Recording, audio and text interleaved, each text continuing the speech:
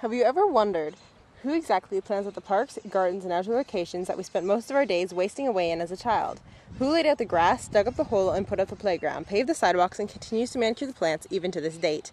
Well, truth is, you owe that childhood of yours to a group of people known as landscapers.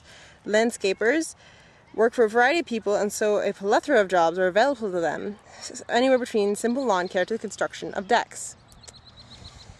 Landscapers work to mark the land, to put it simply. In all honesty, they work a very large variety of jobs and handle a fair few responsibilities, depending, of course, on where they work.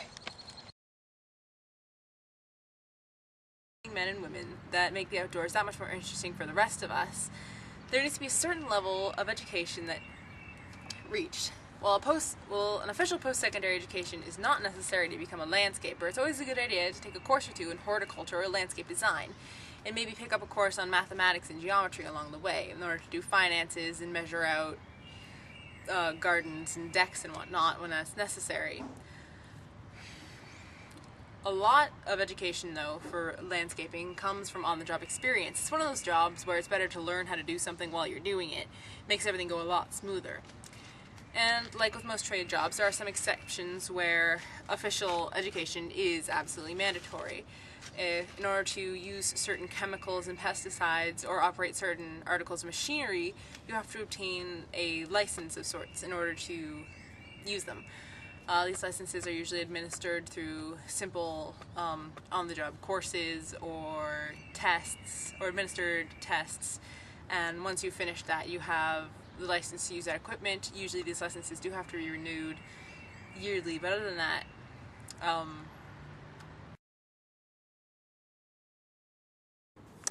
another important skill to have as a landscaper is sociability. No one's going to hire a rude, mean, nasty landscaper that doesn't get along well with people.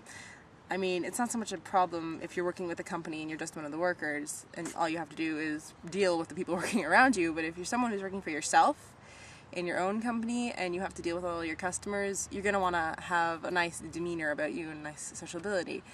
And of course, common sense is another really good skill to have. Does this really have to go into detail? I mean, if you think it's probably not a good idea to stand on the lawnmower while you're riding it, then it's probably not a good idea and you probably shouldn't do it. There's actually a lot of social skills that are involved in being a landscaper, most of them having to do with, using your common sense and all that, but also dealing with customers and being nice and knowing how to do that and how to deal if they get, say, angry at you or something, or if they don't like something, how to stay calm when they're not. There's a lot that you have to learn, and usually a lot of these social skills you should already know, but if you don't, or if you haven't had a lot of experience with social experiences, talk to someone about it, ask questions, be social. Nothing is better training than practice.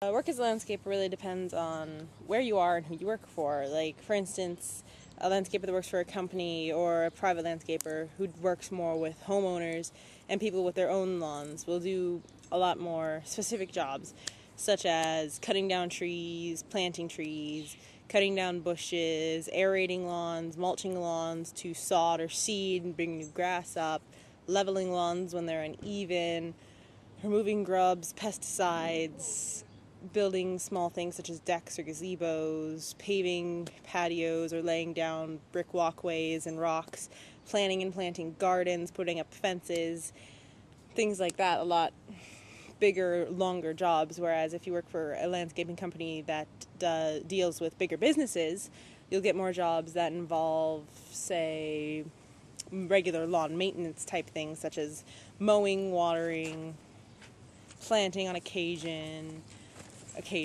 as I say, trimming trees, trimming bushes, keeping everything in order, making sure it looks good, raking, leaf blowing, sanding, keeping clear of ice in the winter. Any number of things really can be done. So no matter really where you work as a landscaper, there's a lot of work to be done, and it's a really good job for having a lot of business to do and a lot of work that gets done.